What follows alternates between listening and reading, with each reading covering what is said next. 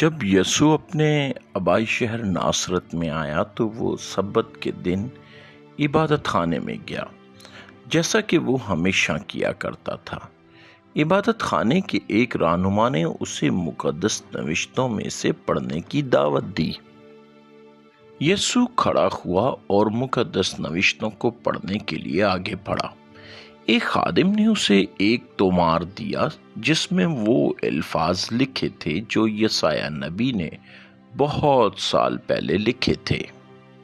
یسوع نے تومار کو کھولا اور پڑھا، خداوند نے اپنا روح مجھ پر نازل کیا ہے اور اس نے مجھے چنا ہے کہ میں غریب لوگوں کو خوشخبری سناؤں۔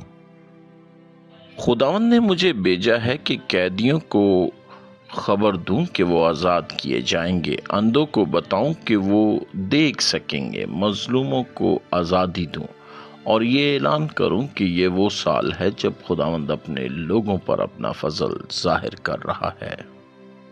پھر یسوع نے تومار کو لپیٹا، اسے خادم کے حوالے کیا اور بیٹھ گیا۔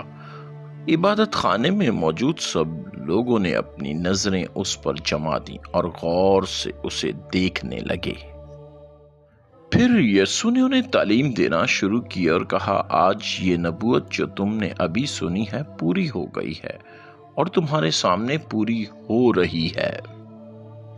بعض لوگ یسوع کے بارے میں اچھی باتیں کر رہے تھے کیونکہ وہ اس کے پور فضل اور دلکش کلام سے حیران تھے، لیکن کچھ لوگ کہنے لگے، یہ بات سچ نہیں ہو سکتی، یہ تو صرف یوسف کا بیٹا ہے، ہم اسے جانتے ہیں۔ پھر یسوع نے ان سے کہا، تم مجھ سے کہو گے جو معجزے ہم نے سنے ہیں کہ تم نے کفر نحوم میں کیے، ویسے ہی معجزے یہاں اپنے آبائی شہر میں بھی کرو۔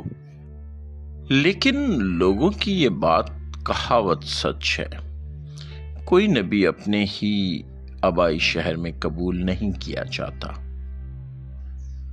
بہت پہلے جب ایلیہ نبی زندہ تھا، 3.5 سال تک بارش نہیں ہوئی تھی اور ملک میں سخت قحط پڑ گیا تھا۔ اس وقت اسرائیل میں بہت سی یہودی بیوائیں تھیں، لیکن خداوند نے ایلیہ کو ان میں سے کسی کے پاس نہیں بھیجا، بلکہ خداوند نے اسے سیدا کے علاقے میں رہنے والی ایک غیر قوم کی بیوہ کے پاس بھیجا جو گلیل کے مغرب میں واقع تھا۔ اور الیشا نبی کے زمانے میں بھی بہت سے یہودی ایک سنگین جلدی بیماری میں مبتلا تھے، لیکن خدا نے ان میں سے کسی کو شفا نہ دی، بلکہ خدا نے نعمان کو شفا دی جو شام کے ملک کا ایک غیر قوم شخص تھا۔ جب عبادت خانے کے لوگوں نے یسوع کی باتیں سنی تو وہ اس پر بہت غضبناک ہو گئے۔ پس وہ یسوع کو زبردستی شہر سے باہر ایک اونچی چٹان تک لے گئے۔ وہاں انہوں نے کوشش کی کہ اسے چٹان سے نیچے دھکا دیں تاکہ وہ گر کر مر جائے، لیکن یسوع ان کے درمیان سے گزر کر چلا گیا اور اسے کوئی نقصان نہ پہنچا، کیونکہ اس کے مارے جانے کا وقت ابھی نہیں آیا تھا۔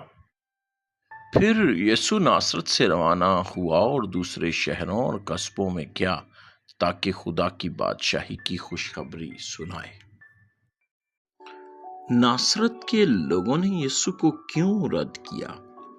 یسوع نے ان کی غلط سوچ، ریاکاری اور بے ایمانی کو بے نقاب کیا۔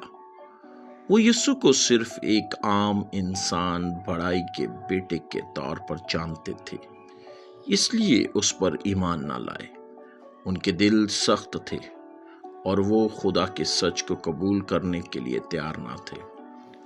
جب یسوع نے بتایا کہ خدا کی رحمت صرف اسرائیل ہی نہیں بلکہ دوسری قوموں کے لیے بھی ہے تو وہ سخت غصے میں آ گئے۔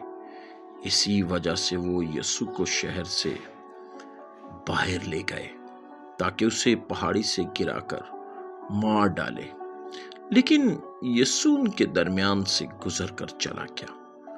جب خدا کا سچ انسان کی غرور، تعصب اور خود غرضی کو چیلنج کرتا ہے تو بعض لوگ اس چیلنج کو قبول کرنے کے بجائے اس کی مخالفت کرتے ہیں، لیکن خدا کا کلام ہمیشہ سچا رہتا ہے۔